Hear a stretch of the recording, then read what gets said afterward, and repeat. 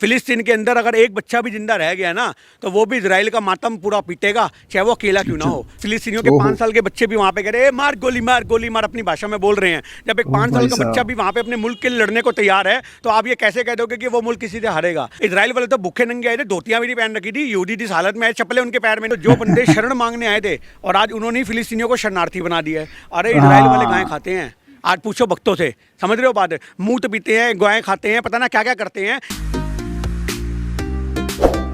Hello guys, एक बार फिर स्वागत है भाइयों का चैनल रिएक्शन बाबा में। मेरा नाम है राम, मेरा नाम है दीक्षा। तो गाइज आप लोगों को पता ही है आज हम जिस वीडियो पे रिएक्शन करने वाले हैं, देश के जो हालात चल रहे हैं फ़लस्तीन और इजराइल के आजकल, उसी पे लेकर वीडियो बहुत सारे लोगों के अलग अलग उस पर स्टेटमेंट्स आ रहे हैं। अब एक सरदार जी हैं, उन्होंने सीधा सा स्टेटमेंट्स दिया है और कई भाइयों ने हमें ये वीडियो सजेस्ट किया, भाई आप इस पर रिएक्शन करो। तो वीडियो का नाम है इंडियन सिख स्टैंड विद फ़लस्तीन, फिलिस्तीन के साथ हूँ, गाजा हिजबुल्लाह हमास इजराइल मुस्लिम, ऐसे करके है वीडियो कि सरदार जो कम्युनिटी है वो फ़लस्तीन के साथ है, लेकिन जो हमारा देश है भारत, मैंने न्यूज़ में ही देखा है, मुझे ज़्यादा पता नहीं कि वो इजराइल के साथ है और यूएस भी इजराइल के साथ हो चुका है, तो इजराइल और ज़्यादा पावरफुल हो चुका है। लेकिन हमारे देश के लोग फिर भी फिलिस्तीन के साथ हैं।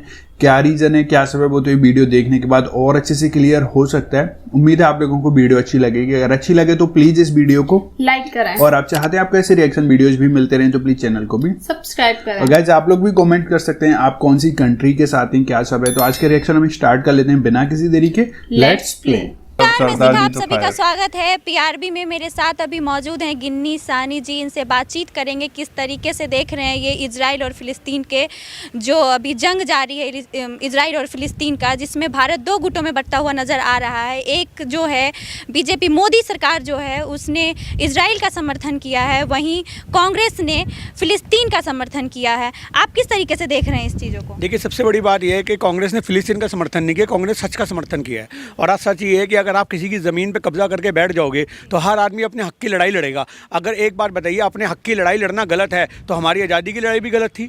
हम लोगों ने भी अपनी आज़ादी की लड़ाई लड़ी अंग्रेज़ों को भगाने के लिए। तो आज अगर फिलिस्तीन वाले इजराइल वालों को भगाना चाह रहे हैं, आप सोचो जो बंदे शरण मांगने आए थे और आज उन्होंने फिलिस्तीनियों को शरणार्थी बना दिया है, तो ये तो अपने आप में बड़ी शर्मसार करने वाली बात है। और उनके हक के लिए अगर कोई भी इंसान अगर हक की बात करेगा तो उनका खड़ा दिखेगा। लेकिन हमास को कह रहे हैं कि हमास जो है वो आतंकवादी संगठन है, उसने गलत किया है, उसने महिलाओं के साथ छेड़छाड़ की। इसको आप किस तरीके? देखिए, सबसे बड़ी बात यह है कि अगर हमास आतंकवादी है तो फिलिस्तीन के लोग उसका साथ क्यों दे रहे हैं? जो बंदा आतंकवादी होगा तो वो तो अपने देश के लिए भी आतंक मचवाएगा, अपने देश के लोगों को नुकसान पहुंचाएगा। पर आज हमास के साथ वहाँ का बच्चा खड़ा हुआ है। और अगर आज की डेट में हमारे देश के अंदर क्रांतिकारी जो होते थे उनको भी आप टैग देते थे, ये तो भैया पूरे के पूरे जो हैं आतंकवादी हैं। तो एक क्रांतिकारी रवैया होना तो वो तो नेचुरल सी बात है, हर आदमी में होता है। पर आज वो मुसलमान है तो टैग लगा दो आतंकवाद का। सबसे बड़ी बात यह है क्योंकि आज हमारे देश के अंदर एक मुसलमान कौम के द्वारा अगर अपने हक की आवाज़ भी उठाई जाएगी तो वो आतंकवादी बन जाएगा, इसमें कोई दो राय नहीं है। अगर आज एक पड़ोस का आपके रहने वाला मुसलमान है, अगर वो भी कल को अपने दरवाजे के आगे कुछ गलत होता देखेगा और आवाज़ उठाएगा तो उसको बोलेंगे ये तो आतंकवादी है, इनकी तो कौम ही यही है। तो ये तो नैरेटिव सेट कर दिया गया है हमारे देश के लोगों के अंधभक्तों के दिमाग में। तो ये गोबर की जगह ये नैरेटिव सबसे पहले फिट है कि हर मुसलमान आतंकवादी है, हर सरदार खालिस्तानी है, आप समझो। और जो हिंदू है वो देश विरोधी है, अगर जो इनके अनुसार नहीं चल रहा। तो ये सोच को तो आप बदल नहीं सकते हो। आज आतंकवादी है या नहीं है ये मसला तो भैया फिलिस्तीन के लोग डिसाइड करेंगे। अगर हमास ने वहाँ के लोगों को दुख दिया है, वहाँ के लोगों को जिंदा मारा है, वहाँ के लोगों के साथ गलत किया है, तो वो आतंकवादी हो सकता है। लेकिन अपने देश में जैसे कि आप जानेंगे कि प्रधानमंत्री अभी से जो पूर्व प्रधानमंत्री रहे वो हमेशा फिलिस्तीनियों का साथ दिया है। और अभी ऐसा क्या है जो मजबूर हो गए हैं भाजपा वाले इजराइल का समर्थन करने? देखिए, आज इजराइल का समर्थन सिर्फ इसलिए हो रहा है क्योंकि 2024 नज़दीक है। इनको पता है हमारे अंधभक्तों को खुश कैसे करना है। आप समझो, जो लोग मणिपुर नहीं पहुंच सके वो इजराइल पहुंच गए, आप समझो। तो ये पूरा का पूरा क्या है तरीका? ये पूरा तरीका सिर्फ एक वोट बैंक की राजनीति है। इनको मुद्दा मिल गया, मतलब देश में विदेश में कहीं पर भी मुसलमानों के खिलाफ कुछ हो तो भाजपा आपको वहाँ खड़ी दिखेगी उनके अगेंस्ट में। क्यों? क्योंकि भारत के अंदर वोट बैंक जिंदा रहेगा। आज अंधभक्तों के पास तो लॉटरी लग गई, समझ रहे हो। मोदी सरकार को ये बहुत बड़ा मुद्दा मिल गया। मोदी सरकार तो रोज डेली जा करके ये हाथ जोड़ती होगी ये मुद्दा लंबा खींचे।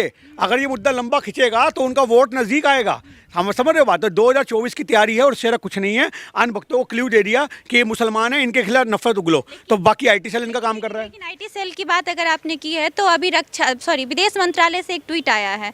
ट्वीट पे आया है कि हम फिलिस्तीनियों के समर्थन में। तो ये ऐसा दो जो है दो नाव पे पैर रखने वाला क्यों हो गया? क्योंकि एक तरफ मोदी जी के क्योंकि इनको एहसास कराया हम जैसों नहीं कि भारत एक गुट निरपेक्षता की नीति को मानने वाला देश है, एक नॉन अलायंस की पॉलिसी को मानने वाला देश है। तो आज गुट निरपेक्षता की नीति ये कहती है हम किसी के झगड़ों में फड्डों में टांग नहीं अड़ाएंगे। गुट निरपेक्षता की नीति कहती है कि भारत सबके साथ समाधान के लिए खड़ा है, पर भारत किसी के साथ भी किसी के दंगों में हाथ देने के लिए नहीं पड़ा हुआ। तो आज ये बात तो अटल बिहारी वाजपेयी को भी पता दी, ये बात तो नेहरू जी के समय से गुट निरपेक्षता की नीति अप्लाई होती आ रही है हमारे देश के अंदर। जिन लोगों को ये नहीं पता गुट निरपेक्षता की नीति क्या है, जिन लोगों को हिस्ट्री नहीं पता, पॉलिटिकल साइंस की जानकारी नहीं है, और आज वो नेता बन के बैठे, सोचो ना अंधे के हाथ बटेर लगेगा तो क्या हाल होगा। तो आज हमारे देश के नेता जब पढ़े लिखे होते तो इनको पता होता, स्कूलों में पढ़े होता गुट निरपेक्षता की नीति क्या कहती है। इनको गाय गोबर भैंस के अलावा कुछ सूझता नहीं है। ऐसे लोगों से आप उम्मीद करोगे ये हिंदू मुसलमान के दंगे, फिलिस्तीन और इजराइल के दंगे तो बाहर में निपटेंगे, हमारे देश में दंगे करवा देंगे। फिर आपको भी लगता है जेल जाने का मन है? एक अन अकेडमी के टीचर ने बोला था पढ़े लिखे नेता को वोट दो, तो वो उनका जो है वहाँ से उनकी इस्तीफा तैयार हो गई, और आप भी इस तरीके की बातें करें। तो मैं भी टीचर ही हूँ जी, मैं गलत क्या कह रहा हूँ? आज गुट निरपेक्षता की नीति हमें पढ़ाई जाती है, हम बच्चों को पढ़ाते हैं, इसमें गलत क्या है? गुट निरपेक्षता की नीति क्या कहती है? गुट निरपेक्षता की नीति कहती है हम किसी भी देश के अंदर अगर विदेशों में दंगे होंगे तो हम उनका साथ नहीं देंगे। हम सिर्फ और सिर्फ जो है उनके साथ समर्थन के लिए खड़े हो सकते हैं, उनके समाधान के लिए खड़े हो सकते हैं। तो इस सरकार को सबसे पहले ये सोचना चाहिए कि समर्थन और समाधान में फ़र्क होता है। अगर इजराइल वालों ने इनसे समाधान मांगा होता तो ये कूदते, बेगानी शादी में अब्दुल्ला दीवाना, तुम्हें बुलाया नहीं, कुछ नहीं, हम तुम्हारे साथ, हम तुम्हारे साथ। अरे उन्होंने बोला आओ हमारे साथ दरवाजा बजा करके।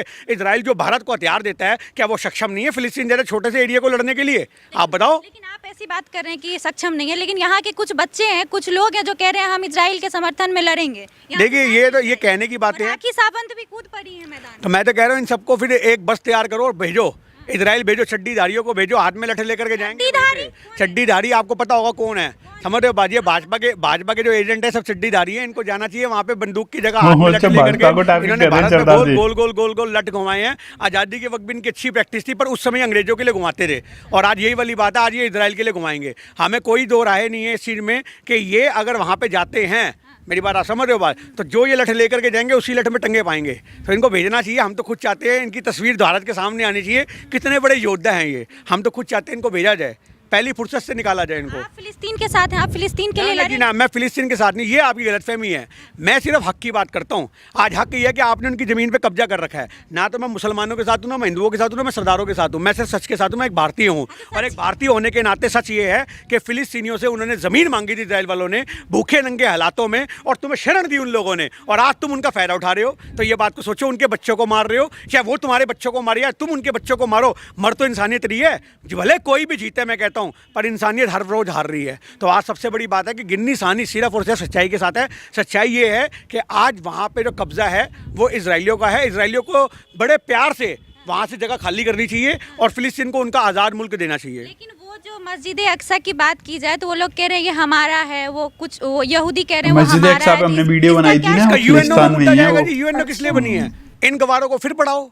यूएनओ क्या है? यूनाइटेड नेशन ऑर्गेनाइजेशन क्या है? संयुक्त राष्ट्र संघ क्या है? एक विश्व की पंचायत है। ये पंचायत में फेंको मुद्दा, किसने मना किया? वो पंचायत में जब तक फैसला रहेगा ना, तुम उनकी एक सीमा लांग बांध दी जाए कि तुम इस सीमा से इधर नहीं, तुम उस सीमा से उधर नहीं, और यूएनओ फिर मुद्दे को सॉल्व करेगा। हमारा कश्मीर का मुद्दा भी तो यूएनओ में पड़ा हुआ है, वरना अब तक तो हम भी हलक में हाथ दे के पीओके ले लेते।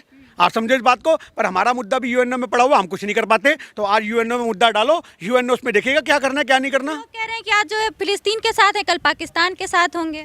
देखिए मैं तो सच के साथ हूँ जी। पाकिस्तान के साथ क्यों होंगे हम? उस पाकिस्तान के साथ हम क्यों होंगे जो पाकिस्तानी सेना आए दिन हमारे जवानों को शहीद करती है? कल भी 19 साल के एक अग्निवीर को, अमृतपाल सिंह को उन्होंने मार दिया, और उसके बाद सरकार और मीडिया दिखा रही है कि उठा के भैया देखो इसने तो अपने आप को सुसाइड कर लिया। अरे जो बंदा सुसाइड करेगा अपने कमरे में बैठ के करेगा या बॉर्डर पे ऑन ड्यूटी गोली मारेगा? जब मुद्दा हाईलाइट हो गया, सरकार की खिल्ली उड़ने लग गई, तुमने उसको सम्मान तक नहीं दिया। जो राष्ट्र के सम्मान होता है, उस बंदे की जो संस्कार की जाता है, उसके लिए गोलियां चल के स्वागत होता है, वो कोई सम्मान नहीं दिया। तुमने एक प्राइवेट एम्बुलेंस के अंदर 2 मिलिट्री के बंदों के उसके घर में डेड बॉडी भिजवा दी। ये है अग्निवीर योजना।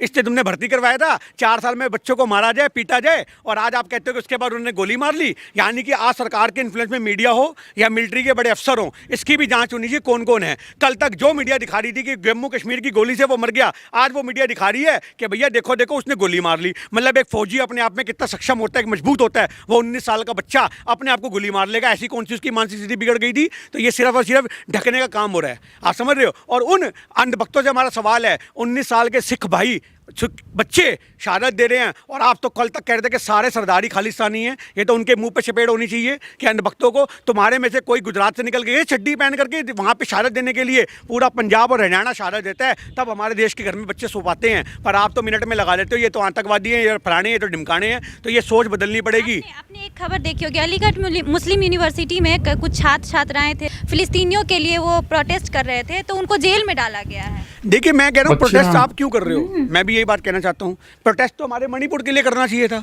आज आपको आज एक छोटी सी बात को समझो, आप अपना मुस्लिम प्रेम मत जगाओ। फिलिस्तीनियों के लिए कुछ कर रहे होंगे तो उनको जेल में डलवा दिया। तुम सच की बात करो, तुम हक की बात करो कि हक है उन लोगों को। आप ये मोमबत्तियां जला करके प्रोटेस्ट करने से कुछ नहीं होगा। प्रोटेस्ट तो किसान आंदोलन में 2 साल तक चला, क्या हो गया? 700 से ज़्यादा किसान शहीद हो गए। आ बैल मुझे मार, यानी कि तुम तो भारत के मुसलमानों के लिए भी नफरत के बीज बो रहे हो। हमें क्या जरूरत है फिलिस्तीन के समर्थन में प्रोटेस्ट करने की? तुम अपनी आवाज़ बुलंद करो कि भैया वो अपना हक मांग रहे हैं तो गलत क्या कर रहे हैं। आप वो बात करो ना, आप उनके समर्थन में मोमबत्तियां लेके निकल जाओ, आप बैनर लेके निकल जाओ। सारे मुसलमानों के लिए वो जगह जो है वो बहुत इंपॉर्टेंट है। बिल्कुल है, इबादत की जगह है। जब भी सारी मुस्लिम कंट्री उनके साथ खड़ी हैं, ईरान हो, इराक हो, जितनी भी मुस्लिम नेशन है वो सब साथ खड़े मिलेंगे आपको। लेकिन नहीं, यूएई जैसी जो कंट्री है वो भी इजराइल के समर्थन में। देखिए आज अपने राजनीतिक संबंध भी होते हैं कुछ। कई बार एक इंसान को अपने घर के अंदर ही अपने लोग पसंद नहीं आते तो उसका तो कोई तरीका नहीं है। तो आज अगर कोई इंसान अपनी इबादत को छोड़ करके आज अपने राजनीतिक संबंधों को ऊपर रखेगा तो आपको ये चीज़ें देखने को मिलेंगी। आज सबसे बड़ी बात यह है कि हमारे देश के अंदर जो ये नफरत बोली गई है हिंदू मुसलमान की, ये अंधभक्तों का जो हाल हो चुका है, इससे हमारा देश कभी भी छूट नहीं सकता। आज हमारे देश में अगर ये लगातार आग लगती रही तो ये देखा जाएगा ये मुसलमान होकर भी उसके साथ नहीं है, ये हिंदू होकर उसके साथ क्यों है, ये सरदार होकर उसके साथ क्यों है। अपने अपने ज़मीर की बात है जी। अगर यूएई का ज़मीर मर गया तो इसमें हम तो कुछ नहीं कर सकते, हमारा ज़मीर जिंदा है और वो एक ही बात कहता है कि फिलिस्तीनियों की जमीन पे कब्जा है, वो छूटना चाहिए। लेकिन कुछ लोग बोले जो इजराइल के समर्थन में, वो लोग कह रहे हैं कि जो इजराइल नहीं था तब तक इन लोगों के पास टेक्नोलॉजी नहीं थी, इन लोगों के पास सही से पढ़ने के लिए कुछ नहीं थे, साइंटिस्ट नहीं थे, चीज़ें नहीं बनती थी। लेकिन जब से इजराइल इनके साथ आया है, जब से इजराइल बना है, तब से ये लोग टेक्नोलॉजी में आगे आए हैं। देखिए वक्त बीतते जी सब कुछ सीखते हैं। आज ऐसे तो हमारा देश आज़ाद होता है, हमारे पास भी सुई नहीं थी बनाने को। हमने आज इतने बड़े बड़े जहाज बना के बेच दिए। आज माइक्रोसॉफ्ट के मामले में आप समझो अमेरिका को हम सॉफ्टवेयर सप्लाई करते हैं। आपको पता है एक्सपोर्ट के मामले में विश्व में सबसे नंबर 1 सॉफ्टवेयर अगर कोई एक्सपोर्ट करता है तो वो एक्सपोर्टर भारत है। अमेरिका जैसी कंट्री को हम लोग सॉफ्टवेयर बना के बेचते हैं। तो हमारे को तो पेन पकड़ना भी नहीं आता था और आज हम सॉफ्टवेयर उनको अमेरिका वालों को दे रहे हैं। तो आप ये कैसे कह दोगे? पढ़े लिखे नहीं है जी, ये गवार लोग हैं, इनसे आप कुछ बहस नहीं कर सकते। आज अगर बात करो फिलिस्तीन की बात कर रहे हो, इजराइल की बात करो, वक्त बीता भाई, 70 साल हो चुके हैं, 50 साल हो चुके हैं। 50 साल में लोगों का दिमाग डेवलप होता है, बहुत चीजें बनती हैं। इजराइल वाले तो भूखे नंगे आए थे, धोतियां भी नहीं पहन रखी थी, यहूदी जिस हालत में आए, चप्पलें उनके पैर में नहीं थी, वो क्या बनाना सीखेंगे या वो क्या किसी को सिखाएंगे? ये तो वर्ल्ड के अंदर टेक्नोलॉजी अगर बढ़ती है तो हर आदमी देख देख के सीखता है। आज तो यूट्यूब से घर में बैठ करके आप पता नहीं क्या क्या बना दोगे। आप बताओ। सबसे ज्यादा शक्तिशाली बताया है इजराइल को। देखिए मैं एक छोटी सी बात आपको बता दूं, इजराइल को आप समर्थन में कह रहे हो, इजराइल पावरफुल है, हम मना तो कर ही नहीं रहे इस चीज़ को, पर हौसलों से ज़्यादा कोई किसी के पावरफुल नहीं होता। अगर आज फिलिस्तीनियों के 5 साल के बच्चे भी वहाँ पे कह रहे हैं मार गोली मार गोली मार, अपनी भाषा में बोल रहे हैं, जब एक 5 साल का बच्चा भी वहाँ पे अपने मुल्क के लिए लड़ने को तैयार है, तो आप ये कैसे कह दोगे कि वो मुल्क किसी से हारेगा? जिस मुल्क के अंदर बच्चों के अंदर क्रांति की भावना जागृत हो जाए ना, आप उस मुल्क को समझो, इस बात को सैन्य तौर पर हरा सकते हो, पर हौसलों की उड़ान के हिसाब से कभी नहीं हरा सकते। फिलिस्तीन के अंदर अगर एक बच्चा भी जिंदा रह गया ना तो वो भी इजराइल का मातम पूरा पीटेगा, चाहे वो अकेला क्यों ना हो। तो ये आप छोड़ दो इस बात को कि जंग हारे या कोई जीते। हमास ने गलत किया या सही किया? हमास ने क्या किया क्या नहीं किया ये तो हमास से पूछो। हमें इतना पता है कब्जा खाली हो जाएगा तो ये चीज़ें होंगी नहीं, बस। आखिरी सवाल, ये जो चीजें चल रही हैं देश दुनिया भर में, इससे 2024 के चुनाव पे क्या असर पड़ेगा? भैया चुनाव की तो तैयारी है हमारे देश में, और है क्या? हमारे देश में तो फ्री फंड का मुद्दा मिल गया, समझो, वो भी मुसलमानों के खिलाफ। आज ये देश को बांटने के लिए 2 मिनट में देश बट गया। अब ये फटाफट मीडिया में खबर चली कांग्रेस वाले देखो मुसलमानों के साथ हैं और ये तो भैया वो इजराइल वाले जो हैं, अरे इजराइल वाले गाय खाते हैं। आज पूछो भक्तों से, समझ रहे हो बात? मूत पीते हैं, गाय खाते हैं, पता ना क्या क्या करते हैं, इनसे पूछो ना। खतने करवाते हैं, वो भी खतने करवाते हैं, वो भी आधे मुसलमान हैं, टोपियां लगाते हैं। पूछो ना इनसे तुम कौन से मुसलमानों के साथ खड़े हो, क्योंकि तुम्हारा पप्पा खड़ा हो गया उनके साथ, इसलिए तुम वहाँ खड़े हो रहे हो। तुमने सोचा भी नहीं, तुमने कह दिया हमारा पप्पा खड़ा है तो हम भी पीछे पीछे जाएंगे। तो पप्पा हम किसको कह रहे हैं? आपको पता किसको कह रहे हैं? तो या आप अपने मन से पूछो, जिनको पता लग जाएगा, जो सुनने वाले होंगे अपना समझ जाएंगे किसको पप्पा कह रहे हैं। आप जिसको कह रहे हैं ये गलत। मैं कह रहा हूँ पप्पा जिनको हम कह रहे हैं वो तो अपने आप समझ जाएंगे हमारे किन के पप्पा की बात कर दी गई। समझ रहे? बस सांप की पूंछ पे पैर रख दो तो वो बिलबिलाता है, तो अभी अंधभक्तों को अपने आप पता लग जाएगा ये सांप की पूंछ पे पैर रखी है। अभी अपने आप यूट्यूब पे सर्च मारेंगे पप्पा कौन है। कुल मिला के लोगों को ये नहीं पता है कि इजराइल वाले भी जो है मुसलमान ही है, लेकिन इजराइल कह के वो अलग कौम यहूदी बस वो यहूदी हैं जी, वो भी खतने करवाते हैं। मेरी बात समझो, ये अंध भक्तों ने कभी धोती उठा के देखा नहीं तो वो इनकी गलती है, हम क्या कर सकते हैं इस बात को। हमने तो उनको नंगे हालातों में फोटोओं में देख के अंदाजा लगा ले रहे ये खतने वाले हैं। तो आज की डेट में जब यहूदी वहाँ पे शरणार्थी बनकर आए थे तभी पूरे विश्व के अंदर एक फोटो वायरल हुई थी, खतने वाले हैं जी, ये खतने वाले टोपी वाले गाय ये खाते हैं। तो जो आप कहते हो कि भैया गाय को जो काट के खाएगा और जो रोटी के साथ खाएगा और गाय को रोटी देने वाला भाई भाई नहीं हो सकता, तो आज इजराइल के साथ तुम कैसे खड़े हो गए? तुमने उनको तो बाप बना लिया। तो ये सोचने की बात है। हमारे देश के अंदर जो ये माहौल बन रहा है, हम इस नफरत के खिलाफ हैं। हमें कोई मतलब नहीं होना चाहिए फिलिस्तीन और इजराइल में क्या चल रहा है, हमें मतलब होना चाहिए हमारे मणिपुर से, हमें मतलब होना चाहिए हमारे अपने बॉर्डरों से। अभी गिन्नी सैनी जी ने जो भी कुछ कहा बेबाकी से अपनी बात रखी, आप लोग कितने सहमत हैं, कितने असहमत हैं, अपनी राय जो है कमेंट बॉक्स में जरूर दीजिएगा। मिलते हैं फिर अगली खबर के साथ, तब तक के लिए धन्यवाद। तो गाइस आप लोग भी अपनी इसमें राय कमेंट्स में कर सकते हैं। इस पर थोड़ी सी बात कर लेते हैं। जैसा कि इन्होंने बोला कि पप्पा हैं तो सब लोग पीछे पीछे हैं, लेकिन ऐसा नहीं है। सबके अपने अलग माइंड सेट बने हुए हैं ना। कोई भी ऐसा नहीं है आज की डिजिटल की दुनिया में कोई ऐसा पागल है या कुछ भी है कि जो कोई जैसे बोल रहा है सीधे। सबके पास अपना अपना दिमाग है आज की डेट में, अगर बोला जाए तो। एक्चुअली ये मुद्दा गर्मा इस वजह से रहा है कांग्रेस भाजपा को लेके। अब जैसे कि सरदार जी ने बोला कि पप्पा उस साइड खड़े हो गए तो सब लोग ही उधर की साइड खड़े हो गए, है ना। तो अब अगर कोई इन सरदार जी को बोले कि कांग्रेस फिलिस्तीन की साइड खड़ी हो गई है तो सब उधर ही हो रहे हैं, वो भी एक तरीके से पापा माना जाएगा, है ना, क्योंकि वो फिलिस्तीन को सपोर्ट कर रहे हैं तो सबके साथ सपोर्ट कर रहे हैं। तो ऐसे दो तरीके से एकदम ये राजनीति मुद्दा बन गया है पूरी तरीके से। अब किसी को नहीं पता कि इंटरनली बातें क्या हैं, क्योंकि हम लोग सिर्फ वही देखते हैं जो कि हम लोग को दिखाया जाता है न्यूज़ के अंदर, ये रहता है ना। एक्चुअलिटी सबको पता है कि एक बार में बाहर नहीं आती है। तो आप लोगों के क्या विचार हैं, आप लोगों के क्या वो हैं, तो आप लोग ज़रूर कमेंट करिए, है ना। बस सबसे इम्पोर्टेंट बात यह है कि इंसानियत हमेशा जिंदी रहनी चाहिए, मानवता जिंदी रहनी चाहिए। लड़ाइयों में कुछ है नहीं, हमारा तो यही शुरू से मानना रहा है। और सब लोग अपनी जगह बहुत सही हैं, चाहे वो भाजपा हो चाहे वो कांग्रेस हो। सब राजनीति जिसके पास ज़्यादा पावर आ जाती है वो ज़्यादा रहते हैं, ये सब चीज़ें रहती हैं, हमेशा से रही है। आप लोगों के क्या विचार हैं आप लोग बता सकते हैं। मिलते हैं नेक्स्ट किसी रिएक्शन में। अगर आप लोगों को कोई वीडियो अच्छी लगी है तो प्लीज़ इस वीडियो को लाइक करें, और आप चाहते हैं आपको ऐसे रिएक्शन वीडियोज भी मिलते रहे तो प्लीज़ चैनल को भी सब्सक्राइब करें। तो गाइज आज के रिएक्शन में बस इतना ही, मिलेंगे नेक्स्ट किसी रिएक्शन में। तब तक thank you so much for watching. Bye bye guys, see you guys, take care guys.